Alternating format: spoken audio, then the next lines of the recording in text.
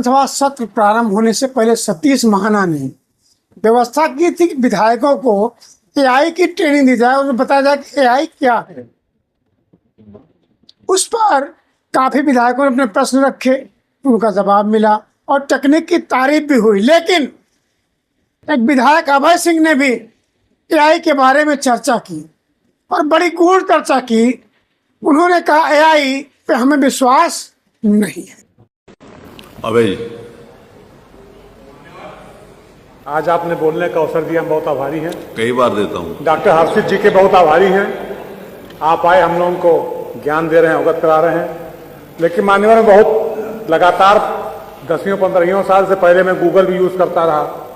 अब जैसे एआई में चैट जीपीटी आ गया है, ये तो मान्यवर एक तरीके से ठग है। इनसे लेता है हमको देता है, हमसे लेता है इनको देता है, उनसे लेता है उनको देता है। हम डाटा के हिसाब से अपने आप को अपग्रेड करना चाहें तो समझ में आता है। जैसे अभी मान्यवर आपने बताया, जब आप बोलना शुरू किए थे कि माननीय माता प्रसाद पांडे जी सन 1974 में मिले होंगे पहली बार। हम चैट जीपीटी पे डाले तो बताया 1980 में हुए। तब मान्यवर हम तो आपकी बात सही मानेंगे, हम चैट जीपीटी सही नहीं मान सकते। तो चैट जीपीटी तो मान्यवर या कोई भी एआई जो है, ये इनसे लेकर के इनको दे रहा है, उनसे लेकर उनको दे रहा है। हमको अगर असली में हम जानना चाहें कि साहब हमारी विधानसभा में पब्लिक क्या चाहती है, क्या उसका मूड हो गया, किस पार्टी की हवा और लहर चल रही है। अभी मान्यवर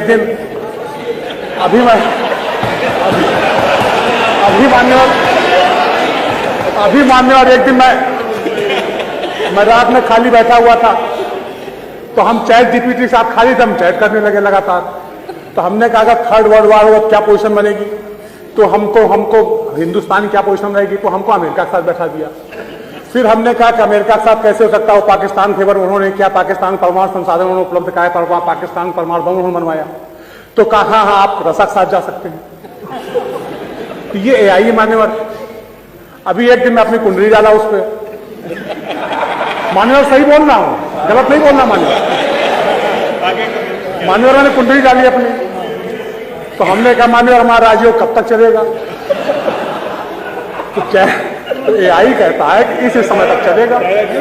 कब तक चलेगा ये तो बता दो। सुनिए, इसी समय तक चलेगा। में बहुत सारी बातें जो बताइए वो मत बताना सर। मान्यवर मैं सही बोल रहा हूं। मैं ये मोबाइल फोन है, ये डॉक्टर हर्षित जी इसको खोल लेंगे, सब आ जाएगा। इसमें गलत नहीं बोलना मान्यवर भी चीज।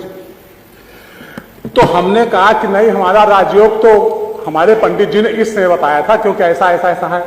तो उसने कहा हाँ मैं गलत हूं, आप सही बोल रहे हैं, मैंने आपके ये मूल नक्षत्र नहीं देखा था, इसलिए आपका ऐसे हो गया, अब आपका ये चल रहा है।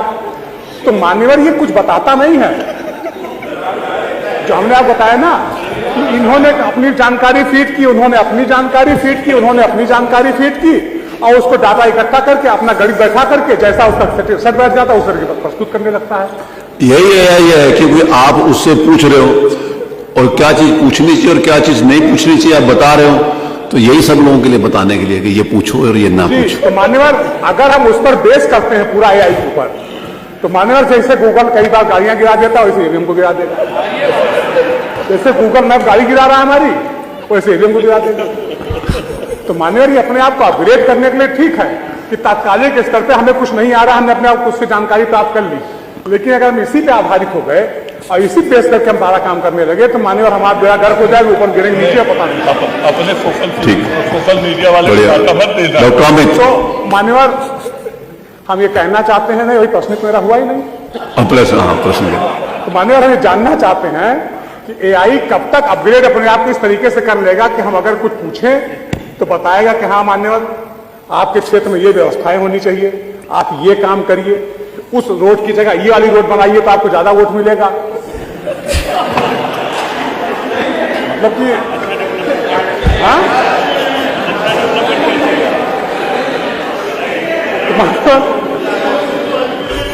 तो मान्यवर अब आप समझ सकते डॉक्टर साहब। धन्यवाद।